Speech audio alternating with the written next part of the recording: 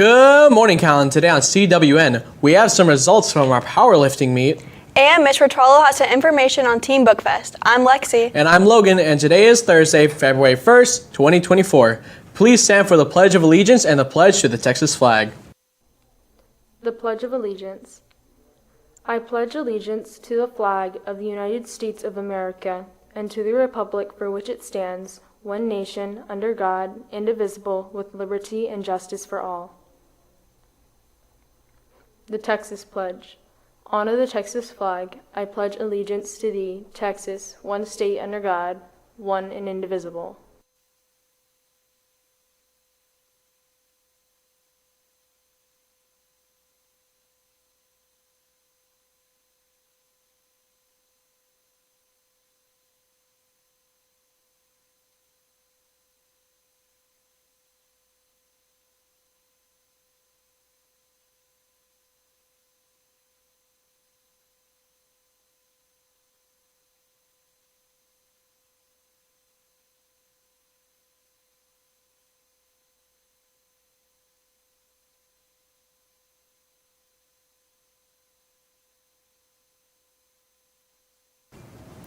Carnation sales have begun for FCCLA until February 9th. Find a member in the morning next to the cafeteria or around campus. Send a special someone or a friend a nice flower and card for Valentine's.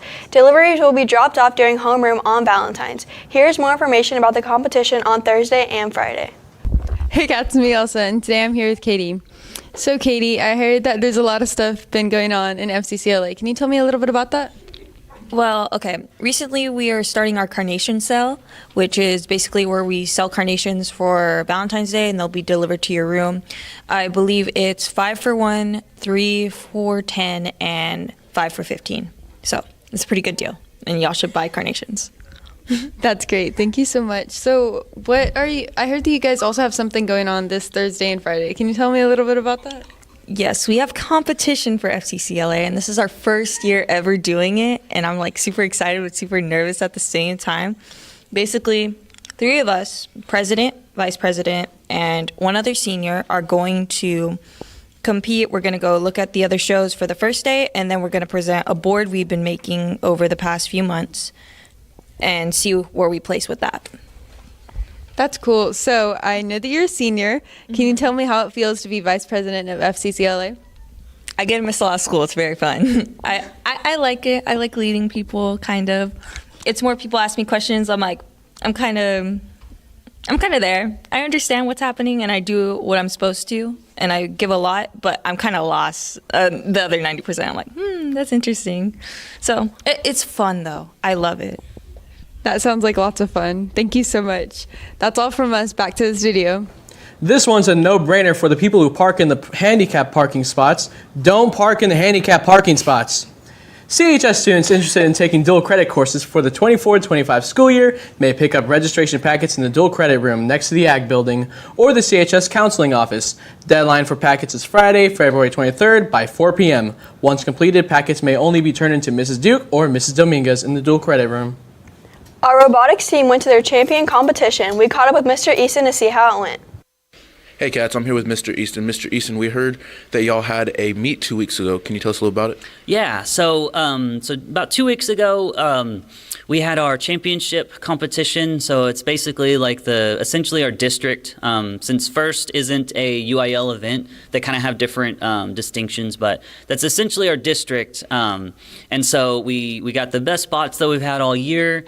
We took our 2 teams, Engineers and Nano Knights. They competed as well as they could. Unfortunately, we did not advance, but we did end up, the Engineers ended up ranked 16 out of 25. And so we were just underneath that like 12th spot cutoff for advancement. And so our other team, Nano Knights, did a little bit less than that, or lower on the rankings, but we had a good year so far, and I'm proud of the kids, what they've done so far. Okay, that's pretty cool. And then I also heard y'all have something else coming up? Yes, so that is the end of our official season. So since we didn't advance, we don't get to go to the regional competition and then the state equivalent. But at the end of the year, we have a big festival in town called Buck Days.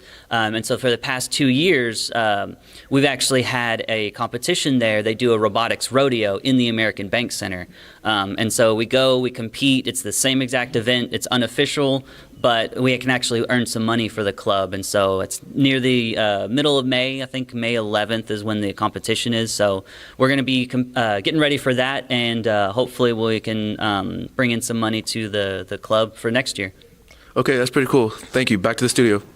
It's almost time for the amazing steel drum concert Friday during 7th period. Buy tickets from a steel band member of Mrs. Dietrich's room 507 for $3.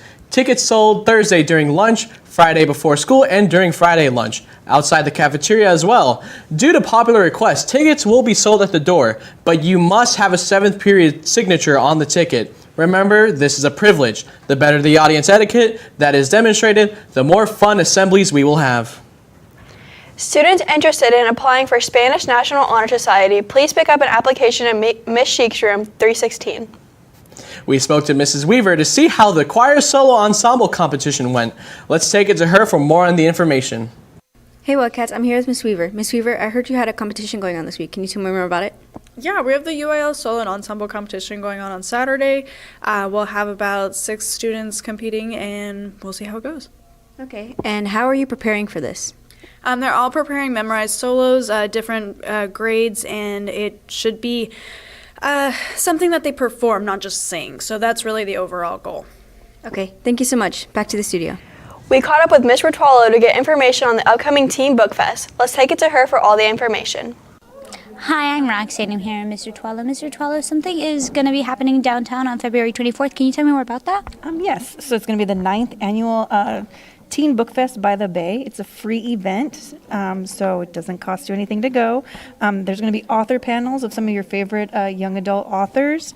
There's writing workshops, craft workshops, illustrator workshops, food, and it's going on from about, I think, 9 to 4. And like I said, it's a free event, so stop on by. I'll be working the snack shack from 12 to 4. Well, I hope to see you there. That's all from me. Back to the studio. Big news, Calallen students. Would you like to travel to France, Germany, and Switzerland with classmates in 2025? How about Australia and New Zealand in 2026? If either of these trips sound great to you, have your parents register to attend the informational meeting on February 8th in Mrs. Swanson's room. To register or scan the code on the flyers found around throughout the school. We will have more information with Mrs. Swanson tomorrow. Our theater classes have been assigned projects to create a short film. We caught up with Emma to see how they're making their films. Let's take it to her for more. Hey Cats, I'm here with Emma. So Emma, in theater, y'all are doing a film project. Can you tell me more about that? Yeah, so I'm in 2 theater classes. One's advanced and one's just regular. And I'm doing films for the both of them. I'm going to be a cinematographer for one of them, and I'm going to be acting in another one. And I can't really disclose too much information on it right now, but it's a super duper fun project. And we basically have like 3 weeks to make a film, and we're presenting it to class. I don't know if it's going to be like a competition or if it's just like for the class, but I'm really excited to share it. Well, perfect. Have fun. That's all from us. Now back to you. We have a blood drive coming up soon. We spoke to Nurse Flores to get all the information. Good morning, Cashier Nurse Flores. So you're going to be having the blood drive soon. Tell me what time is it and what day is it? It is going to be all day from 9 to about 4 o'clock. And it's going to be on February the 20th here at the high school. So I need y'all to come up and start signing up, especially the seniors. We need a lot of seniors to come and start giving blood. How do they sign up? There's a QR code that you need to just click on with using your phone. Once you get on that QR code, then you can pick the date, the time, what suits you, and then that way you can have your position ready. Will this be the last blood drive?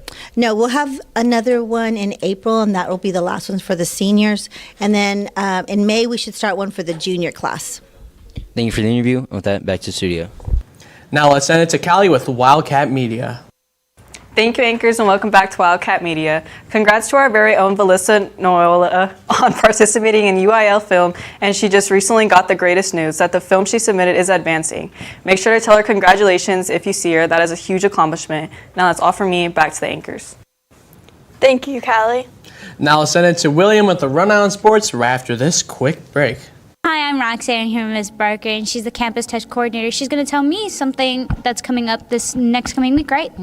Yes, we have a field test for our English 1 students, and it's going to happen February the 6th, which is next Tuesday, and we're going to be testing all English 1 testers, which is freshmen mainly, and we're going to be in the English hallway. It's going to be hopefully first, second, and third period. All English classes that are not testing will be going to the auditorium on Tuesday.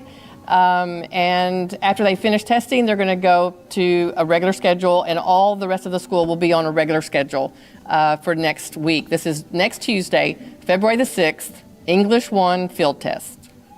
Thank you so much, Ms. Barker. That's all from me. Back to the studio.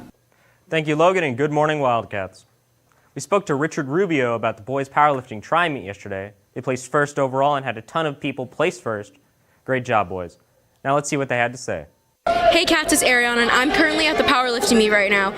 The boys are doing really well, and they're going against 2 schools, Tolosa Midway and Orange Grove. Here's more on that. I'm here with Richard Rubio, one of the varsity powerlifters. So Richard, you had a meet yesterday. How did that go? It went good. Even though we got first, there's still more stuff we can improve on. So how much weight did you put up, and what was the weight you did? Squatted 545, bench 405, and deadlifted 440 with a 1390 total. Okay, thank you. Now back to the studio. We'll have more results tomorrow. Baseball has 2 scrimmages for Meet the Wildcats this Saturday against Flower Bluff and Canyon Lake. Here's Gabe with all the information. Hi, I'm Camry Callie with Calallen TV, and I'm here with Gabe. So can you give me an update on baseball this weekend? So this Saturday we have Meet the Wildcats, and we will be playing Flower Bluff and Canyon Lake. It's 2 scrimmages, and Meet the Wildcats is basically you can just come hang out with all the baseball players and just hang out with us and just chill and do whatever. Okay, thank you so much. Now back to the studio. And that's the latest on Calallen Sports. Back to you, Logan. Thank you, William. Now it's time for your other report with James right after this quick break. When y'all are wearing ripped pants, make sure they're below the knees. If they're above the knees, then y'all are going to be dress coded. Let's take it back to the studio. Thank you, anchors, and good morning, Wildcats. Another great sunny day here in Calallen, but tomorrow has a potentially dangerous wrinkle in the forecast. Your forecast presented by Baytech Robinson Families. Currently, temperatures in the lower 70s at about 72 degrees. And mostly sunny skies, winds out of the east-southeast at 11 miles an hour, generally the same that we've been seeing recently. However, this morning, so you can see by this Doppler radar scan, we did have a few light showers across the area. As of this scan, most of them are moving offshore, especially down south in Kennedy County, so don't expect any sort of precipitation across the region today. Throughout the rest of the day, we're going to see a few clouds return at about 2 p.m. before clearing out by the time that sunset has occurred. Highs will be in the mid-70s at about 75 degrees, and the low temperature at 10 p.m., 65 degrees. Winds generally out of the south-southeast or southeast between 10 and 15 miles an hour. However, tomorrow, we actually do have a risk of severe thunderstorms. A marginal risk, 1 out of 5 as defined by the Weather Service, is going to be present region-wide. All hazards will be possible, especially around the Corpus Metro. Don't expect these storms to be hitting during school, though. These will mainly hit after sunset on Friday night, maybe go into early Saturday morning. Make sure to have multiple ways to receive warnings. That might be a phone, maybe a weather radio. Maybe if you follow the National Weather Service, make sure to check for updates frequently. Stay indoors when hazardous weather conditions are present. This could be lightning, it could be heavy rain, hail. Any sort of hazardous weather, make sure to stay inside and make sure that you're safe. Be cautious on the road since this is going to be a nighttime event. Any sort of storm will reduce the already low visibility of nighttime in the countryside, potentially down to near zero. Keep light objects indoors. Anything that's small or light, like this remote, could easily be blown around during any sort of high wind events, high winds or tornadoes. And make sure to keep cars under hail-proof coverings. Hail just the size of peas, only about this large, can easily shatter a windshield. Just one hailstone can do that. So make sure to stay safe, keep all your possessions safe. And with that, we'll go down into our long-term forecast. Again, you can see the hazards highlighted on Friday and Saturday. Temperatures will be about 73 degrees, and the winds will also be generally the same. Southeast on Friday, but northwest on Saturday, generally the same speed.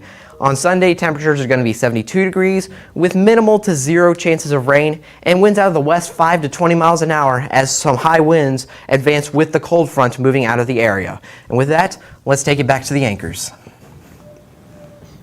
Thank you, James. And that's all your announcements for today, but now it's time for your joke of the day. So guys, what did the comforters say after falling off the bed? I don't know, Logan. What? Ah, sheets. For all your social people out there, make sure you're following us on Facebook, Twitter, TikTok, Instagram, at Calallen TV for all the latest updates. Also, subscribe to us here on YouTube to catch all of our latest videos. And as always, stay classy, Calallen.